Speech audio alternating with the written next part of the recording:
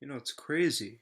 I look back, I can't believe that it's already been like almost 2.5 years since Lemmy died. And looking back, I think I did make a video about it. I think I made it like the night he died. And I think it's one of my more viewed videos on YouTube, but the video wasn't very well done.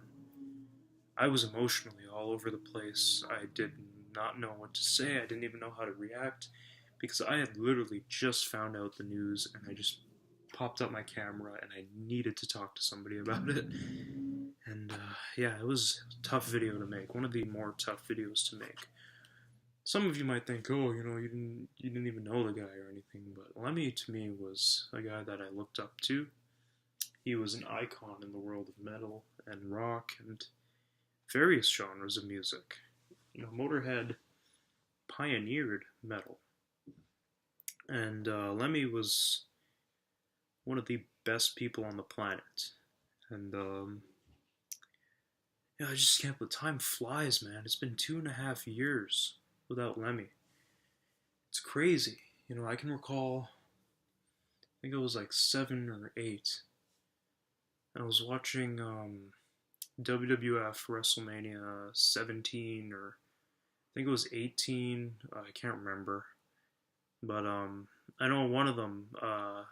So growing up, I was a wrestling fan, and my two favorite wrestlers were Triple H and Undertaker.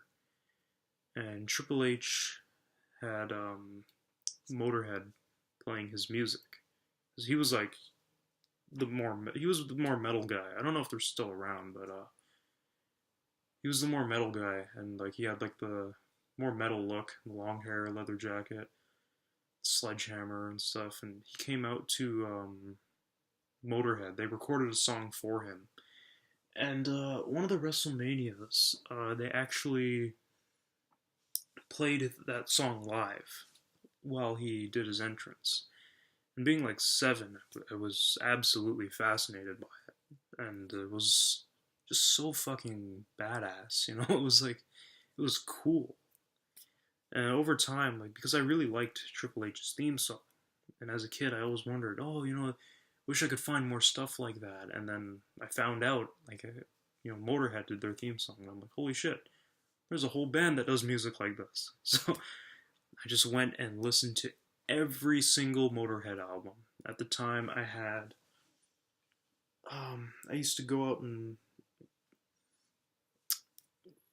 I used to go and look for them at HMV and stuff like that in my later years. But as a kid, I had LimeWire.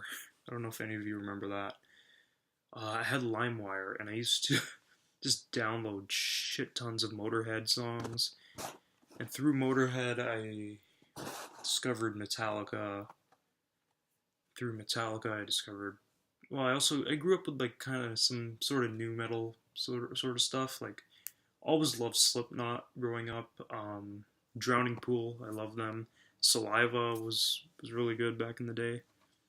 But Motorhead got me more into metal as a whole, rather than the whole like edgy early 2000s stuff. You know, but yeah, Motorhead was my gateway, and then over time, I learned more about Lemmy, and he was just a really great guy, a great performer, great work ethic, just a great dude all around. He lived life his way, and he just didn't give a fuck what anybody thought, and he just did his own thing, you know. Lemmy was a guy that I would have loved to have met in real life.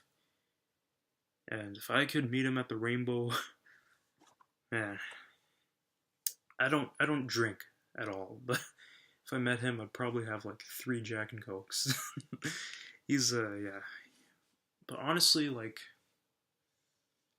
he's his memory is gonna be here forever. Like Lemmy left such a huge mark in this world, especially in the world of metal, that I don't think he'll ever be forgotten. I think the his spirit is up in the soaring heavens, and he is just watching over metal. and he is watching over the world. And you feel his energy through the passionate fans. You feel his energy through the current metal bands that are absolutely keeping that fire alive that Motorhead and Black Sabbath and Judas Priest and Iron Maiden started. You know, his spirit and his essence will live on forever.